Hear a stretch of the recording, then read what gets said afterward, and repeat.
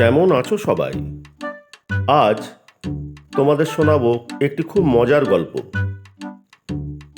আজকে গল্প পাঠে আমি অর্ধেন্দু, সূত্রধারও আমি অর্ধেন্দু।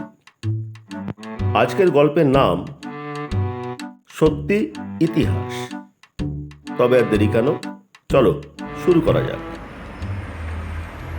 বাসে গাদাগাদি ভিড়। স্টপেজে বাস থামতেই এক সুদর্শন হিরোমার্কা ভদ্রলোক হাতে একটি দামি সুটকেস নিয়ে উঠে পড়লেন। অত ভিড়ের মধ্যেও নিজের সুটকেস বাঁচিয়ে অদ্ভুত কৌশলে বাসের ঠিক মাঝখানে এসে দাঁড়ালেন। দু চারখানা উটকো মন্তব্য এধার ওধার থেকে ভেসে এলো।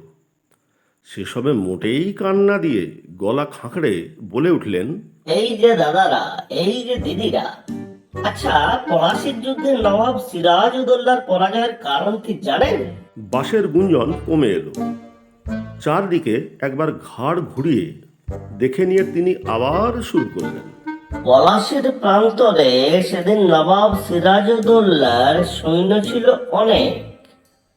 লর্ড ক্লাইভের সৈন্য অল্প সংখ্যক থাকা সত্ত্বেও নবাব পরাজিত হয়েছিলেন।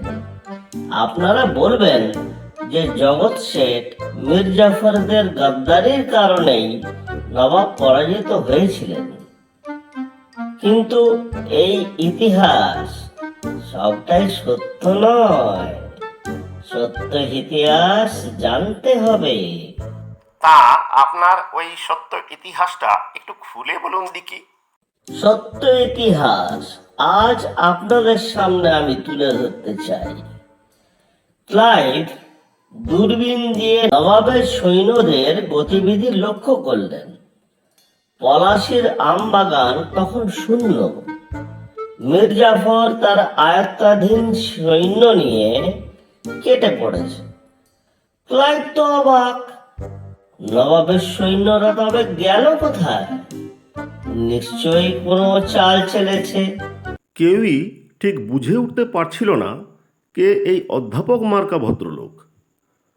৩ নম্বর সিটে বসে থাকা এক ছোকরা একটু ব্যঙ্গের সঙ্গেই প্রশ্ন করল,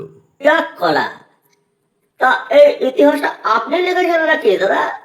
গৌতম বুদ্ধ মার্কা ক্ষমা সুন্দর কণ্ঠে ভদ্রলোক স্মিত হেসে বললেন, হঠাৎ নজর পড়ল আম গাছের দিকে। একটি ডাল নড়ে উঠল। ক্লাইভ এবার দেখল যে নবাবের সৈন্যরা আম গাছের ডালে ডালে বসে আছে। নিচ দিয়ে যেতে গেলেই তারা গেরিলা আক্রমণ করবে। তারা একেবারে প্রস্তুত। ভদ্রলোকের ঠিক পাশেই বসেছিলেন এক অসহিষ্ণু যাত্রী। একটু বিরক্ত হয়ে গজগজ করে উঠলেন, যত সব ঢাপাচ্ছাপ, গোলমাল জায়গা পাইনি, সারা ভাত ঘন্টার 12টা বাজিয়ে দিল। কিন্তু ভদ্রলোকের কথায় জাদু ছিল। সবাই মন্ত্রমুগ্ধের মতো তার কথা শুনছিলেন।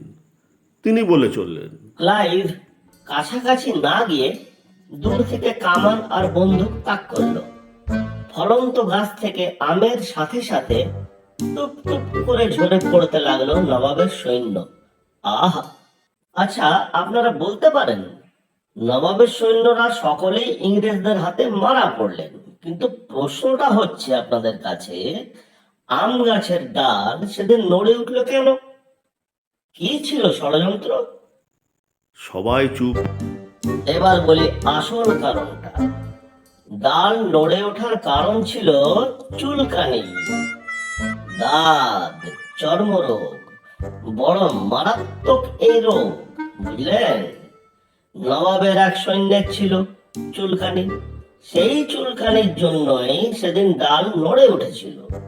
ডাল না নড়লে ক্লাইভ একেবারে নিশ্চিহ্ন হয়ে যেত।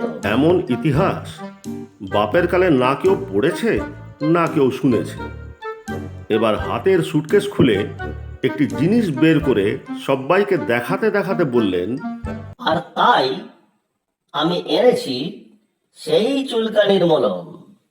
এই দেখুন, দাম মাত্র 30 টাকা, 30 টাকা, 30 টাকা। দুটো নিলে 50, দুটো নিলে 50, একটা 30, একটা 30। কেমন লাগলো আজকের গল্প?